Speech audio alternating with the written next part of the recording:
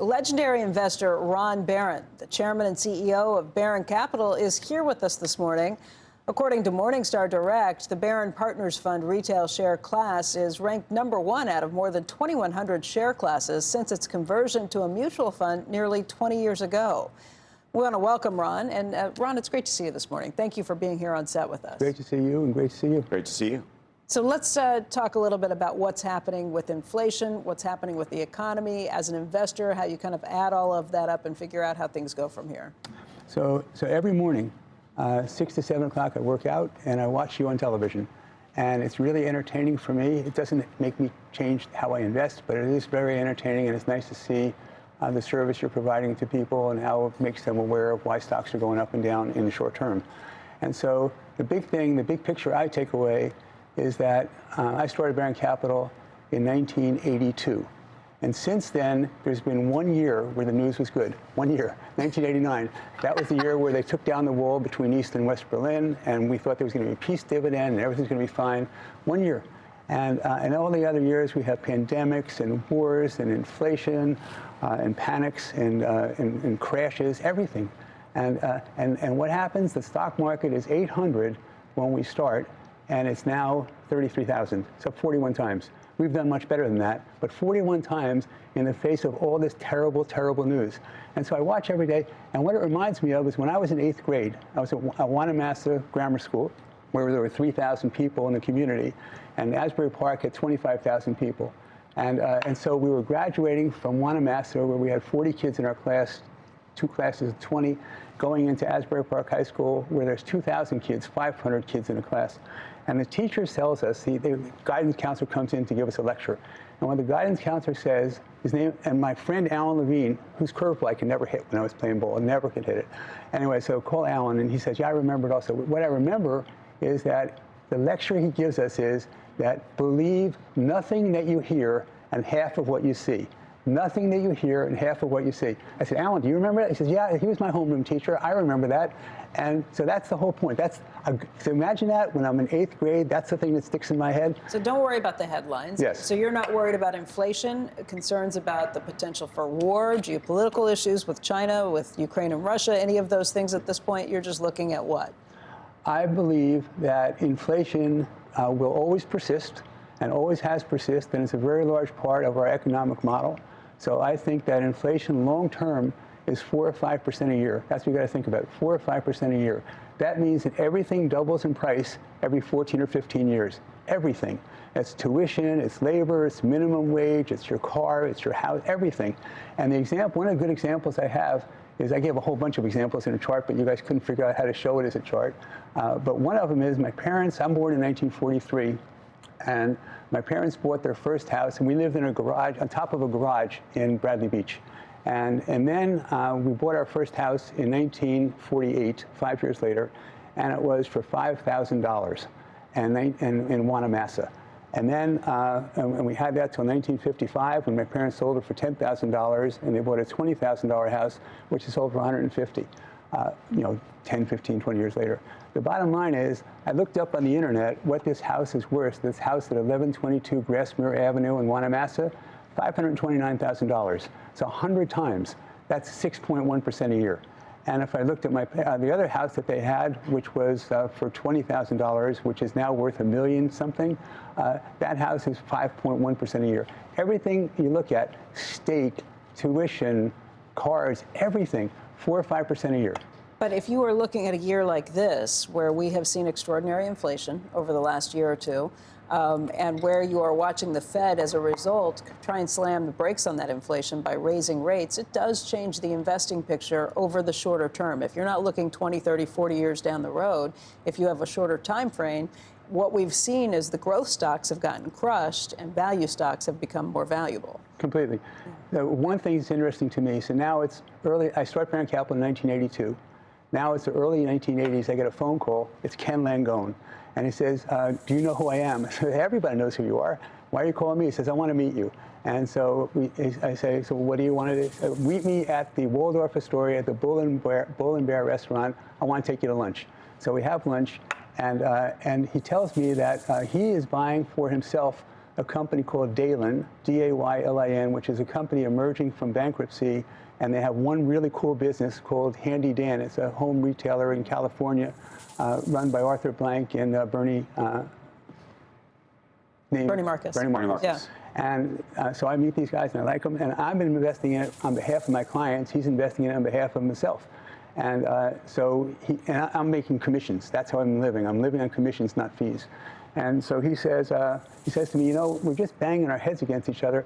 Why don't we split the shares? Whatever I see, I'll give you half. Whatever you see, you give me half. We don't compete against each other. I said, that's fine. That sounds like a great idea. Then he puts his arm around me and he says, guys like us, he went to Bucknell like I did. He says, guys like us, we got to stick together. I looked around to see if there's anyone else he's talking to. Guys like us? What is he talking about? Anyway, so the bottom line is that I doubled or tripled my money in Daylin because of this Handy Dan, and then he stayed with it, and then he ultimately financed Blank and Marcus to build Home Depot. Because I had a short-term focus and made 2 or 3 times the money, and he stayed with it, he got to invest in Home Depot, and I didn't, and at the beginning. And so he made this giant fortune, not worried about short term, but thinking that these are great people, I want to back them. So you don't worry, you don't change your investing focus, anything that's happened over the last couple of years? No. You stick with it? Yes. But let me ask you separate. When you look at like a Home Depot, a lot of or even Tesla, you were early, very early in this early sort of stages of these companies. There's a lot of companies now, I'm thinking big tech, for example, where the prices come down remarkably because of where we are in the cycle. And a lot of people who own those stocks and have held on. Is there an argument to be made, given where the prices are now, that you say to yourself, okay, if you're a really long-term player, these are actually very attractive prices, or is that a completely different sort of way to think about it? The kinds of companies that you would otherwise invest in. The way I think about it is I want to find companies, which we'll talk about a bit, about their competitive advantage. There's something about those businesses that makes it very difficult for other people to compete against them. That's what I'm looking for. I'm looking for amazing people running these people, awesome people, sometimes some people call them, great people running these companies, and competitively advantaged. It means other people cannot compete against them easily, and therefore they have an opportunity to price better and give better services and become much bigger than they are now. Tesla is a good example of that. I'll get to Tesla, but I mean, that's what we're doing. And I'm not really worried about the stock market. I don't worry about the market, don't worry about the economy. I listen to all these guys talking about interest rates going to 5.4%. Right. I don't care. But I guess my question is, you're trying to, for the most part, find companies early on in the process, not necessarily pre-IPO, though in some cases pre-IPO, but are you looking at companies that have been around 20, 30 years and looking at a valuation ever and saying, you know what, that seems that it's like mispriced to me? Well, or by then you would already know that it's not on your list. I have a mix of companies, and so I invest in people like Tom Pritzker, and so Hyatt. We invested in Hyatt, and Jay his dad was one of the first people to help me when I came to Wall Street in the early 1970s, and so that business around. I actually invested in Hyatt when it was a public company before it went private, and I argued against him for bringing it private because I thought my shareholders weren't going to do well by him going private, and of course I was right. But I'm friendly with his son, Tom, since 1979. Love Tom. Investing in Hyatt. It's a mispriced company in the stock market. The stock market is valuing the company 11 or 12 times, and the private transactions are 17 times. And plus, you've got spectacular people running the business. So, yeah, I look at mispriced things. But the reason we've done better than most, I think, is because we're not all just pedal to the metal, straight ahead. And the idea is that we have some companies that can grow really, really fast, and some companies that are based on book value or based on revenues that we can, consistently give us a base that allow us to take some chance in some companies like a Tesla or a SpaceX. Or figs. What's that? Or figs, for example. Or figs. Yeah. But again, to Andrew's point, most of these are ones that you find pretty early on. Yes. You're not looking like maybe an average investor would be looking at these things. I'm not looking to make money tomorrow. Yeah. I'm looking to make money I want to double my money every 4 or 5 or 6 years. And so right now, we had a tough year last year. I think it's going to take us till the end of 24 to get back to where we were in October of 21. Assets under management fell from 48 billion to about 39.3 billion now. Is that right? 57 billion to right now it's 40.6 billion. Okay. So that was because you're invested in a lot of stocks that are... It went down. Yeah, that went down sharply because they're high-growth stocks. Again, is it hard to hold your conviction? You are somebody who holds on to stocks for a long time, but how much tougher does it get? If I was worried about stock prices, they'd be very hard. And the only way you can possibly be a long-term investor in a business is by you knowing more about the business than anyone else and having conviction in the competitive advantage of that business compared to other people that you're competing against. What do you hear from investors? Do they have the same resolve? I don't talk much to investors other than I walk down the street and people yell, "Hey, thanks for Tesla," or "Hey, thanks for Barron Partners Fund." Yes, I hear that, and I hear, "Should I buy more Tesla?" I mean, I hear that all the time. So I don't hear anything negative. Our flows have been relatively stable. And we've been starting to get some very large institutional accounts, at this time. So I'm excited about our business. I think that I think that in 2 years we'll be back to 60 billion or so, and I think in 10 years after that, I think we should have 2 more doubles. So I'm thinking about our business being $240 billion in 12 years. On the other hand, I am 79. On the other hand, I got 191 people. We have never once had a layoff in our business. We started this year with 187 people. 2 years ago, we were 167. 2 years ago was the only year we ever were down in number of people. We went from 168 to 167 because we had 7 or 8 open positions. We couldn't hire people. So everyone's talking about working from home. We've just increased our office space we had 49 and 48 on the General Motors building. We now just had 47, which is Carl Icahn's space. I asked him if I could have it. He said, "Okay, you can have it." And so we took that space, and when he comes back, he will never recognize it. It is amazingly cool. All right, we're going to sneak in a very quick break. Ron's going to stick around with us. When we come back, we will talk more about individual stocks, including Tesla. All right, welcome back, everybody. We want to get right back to our big guest this hour, Ron Barron, who is the chairman and CEO of Barron Capital. Morningstar has rated one of his funds, the Barron Partners Fund, first of its category for 3, 5, 10, and 15 years. And Ron, we've talked a lot about the broader picture, but you are somebody who really looks at stocks very closely. This is a bottoms-up operation for you. Let's talk about Tesla, because Tesla shares for the year to date are up 80%, but for the 1 year period, they're still down 35%. This is a stock that's gone from $381 to $108 and back up over the last year. That is a lot of volatility. Yeah. It's been a ride. I agree with that. So before we get deep into Tesla, I want to just make a comment about two comments about, number one, how it's the safest car that's ever been built in the world. The safest car ever built in the world. And about a week ago, or 2 weeks ago, or 3 weeks ago, there was a man who took his wife and 2 children, 2 daughters, and drove it off a cliff 250 feet above the ground, and at 71 miles an hour.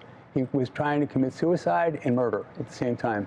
The car flies off the cliff and tumbles down to the bottom. And the roof on a Tesla is 30 or 40% stronger than any other roof, and the center of gravity is the middle of the car instead of the front of the car. And it rolls down to the bottom of the hill, and everyone's looking down, and then they lower people down, and they open the doors, and people just sitting there. They were fine. They were unscathed. Unbelievable that they got out and were able to. So unhurt. And so I told Elon he has to text about this and tell people that if they want to commit suicide, they should not be driving a Tesla. They should drive a Bentley. Drive a Bentley, drive it off the cliff, you'll die. Don't do it in a Tesla. So number one, the safest car ever been built. And of course he tweeted about that. Number 2, Toyota. So Michael Barron, my son, and I went to visit Toyota in Japan a couple months ago. And we were meeting with an executive, and we had a translator with us because we don't speak Japanese. That guy did speak English. And so we started asking him questions. And initially, it starts off, he's responding in answering my questions in English, and then all of a sudden he switches to Japanese. And it happens every time there's a tougher question. He starts off with English and then goes to Japanese. And I finally say, listen, I can't have a conversation with you when you have a translator and I'm listening to this translator. I got to talk to you in English. And so it's nothing. And then we walk out, and this whole strategy behind Toyota was they are negative about electric cars. Right. And what he wanted to do is he said, we want to have the lowest cost of mobility in the whole world. And so as a result of that, rich people, they can plug in their cars. If you're a lot of places, there's not electricity, so you can't plug it in. So we're not into that. that was what we took away. So we walk out, and I said, Michael, I don't understand any strategy that they have here. This reminds me sort of of Sony in the 1970s. You know, they're just stuck in their ways. But I don't know. We never heard the strategy. And he said, Dad, I've never been more bullish about Tesla. And what do you know? The head of Toyota just retired yesterday or the day before, last week. He's the grandson of the founder. And he says, I'm too old for doing this. He was 65. I'm 79. So basically, he says, I'm too old for doing this. The bottom line is that the head of Volkswagen gets fired. The head of Ford, Mark Field, gets fired because they had bad strategies, bad people. And Mark Field came to visit me a few years ago. You couldn't believe the negative things he's told me about Elon Musk. All wrong. And just, he had a bad strategy, not a great executive. Okay, I shouldn't say that. All right, good guy. You told me at one point, I don't know, in the last year or so, that one of the biggest vulnerabilities Tesla has is that Elon Musk is the key man, and that he is very important. It's very important he be there. His time has gotten divided by what's going on with Twitter, what's going on with some lawsuits he's had to deal with, what's going on with SpaceX. Look, he's been doing Tesla and SpaceX both for a long time. He himself admitted that the last 3 months have been terrible, that he wouldn't wish that pain on anybody. Do you think you have his time, focus, and attention back for Tesla and SpaceX? Plus his back. And his back. Plus sleeping on the floor. Yeah, that doesn't do good for your back. He said himself that he would not wish this on his worst enemy. Yep. He did that before when he was trying to get started with his production of the Model 3 and Model Y. And he is a driven man. But he has 120,000 people at Tesla, and he has 11,000 people at SpaceX. And he has an incredibly talented core of people who are real young and been there a real long time. And he's got the culture. The culture he has is being innovative and driving down his costs, driving down the costs. He's got a mission. And he's going to be in Twitter a little bit longer. And then I'm sure he'll have a CEO who has newsroom experience, like you, who'll have newsroom experience and run the business better. And focus. He says running Twitter right now is he's fixing it up. He's on a trend toward breaking even. We have a small investment in Twitter also. Right, I was going to ask you about that. He tweeted earlier this week, or maybe it was over the weekend, that it's on the way to being break even. I'm not expert on Twitter yet, but we do have $100 million invested in that, and $35 million is me. And we had he made us $5 billion so far, maybe. On a $400 million investment. So your point is you're not worried, even though he's been through some rough months, admittedly. You think it's okay at this point? He told me he thought I was going to make 2 or 3 times my money over 3 years when we invested. He didn't ask me to invest in Twitter, or in Twitter. Okay. And he didn't ask me to invest, but how could I not take a investment in him when he's putting up $15 billion or something, and for us to put up $100 million?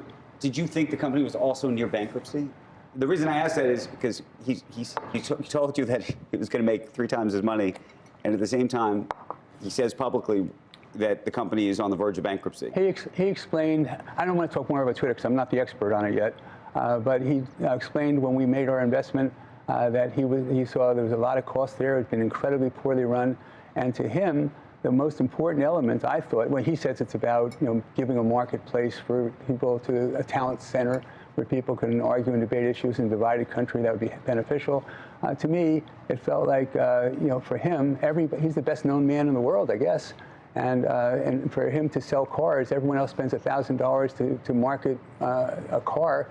He spends nothing because everyone knows who he is on Twitter. Yeah. When we're talking about satellite broadband, everyone else can spend money to do that. He spends nothing because everybody knows who he is. Now everyone knows he's given to Ukraine the ability to stay alive. Which is an amazing thing. When's the last time you got to talk to Musk? I communicate with him sort of regularly by email. I haven't spoken to him for maybe a month or so. But I sent him a note this past weekend and about settling a class action suit, and how I thought the class action lawyers are sort of a scourge. And it should be that if there's a unanimous verdict, and I would think that, I think the plaintiff should be responsible for everyone's legal fees, if that's the case. And he agreed. We're almost out of time. Oh, no. Do you want to talk SpaceX first? SpaceX? So Tesla, let me do real fast. Tesla goes They're making a car for $40,000, selling for $55,000, making $15,000 in profit a car. The industry makes $7,000. He cuts prices by $7,000, wipes out the other profits of internal combustion engine companies, and all of a sudden, demand picks up so much. It's unprecedented demand for his cars right now, unprecedented. So we started investing in this company in 2014, and they were doing 31,000 cars a year. They're doing 1.3 million right now. This year they're doing 1.8 million, 1.9 million, 2 million cars. He thinks 20 million cars by 2030. When they do that, we're thinking that he thinks that the company is going to be worth more than Aramco, Saudi Aramco, and Apple together at that time, which is $4.5 billion. I don't know. I think it's going to be worth a lot. I think the stock should sell at $500 a share in 2025, and I'm thinking $1,500 a share by 2030. So we're hitting. We have 30 seconds left before the end. Do you want to say something quickly about SpaceX? Real fast on this one, though. Casting and batteries are driving down his costs. He's about to do a $20,000 cost car, $25,000, and that's going to make this company go up 10 times again or 7 times again. SpaceX, what is unique about this company is that there's never been, they're using, to get to space right now, you're using Russian technology, which goes back to the 1960s. And the 1960s, what's happened there is that it costs $100 million to get to space, $200 million more for a satellite, maybe $200 million. For us to get to space now costs us, when you use a rocket over and over and over again, $20 million is about to cost us $6 million. So the cost to get to space is going to be nothing. And satellite we think about as being the backbone for the internet for the entire planet. And Goldman Sachs and Morgan Stanley think the opportunity is $1.5 trillion. Wait, one more thing? We can't. We're out of time. It's the end of the hour. Launch is like the railroad to space. All right, Ron, we never have enough time, but we want to thank you. You think big, and you dream big, and we appreciate having you here. I'm sorry I didn't get more stocks. Next time we will do it. Don't forget figs. Thanks. Next time we will do it.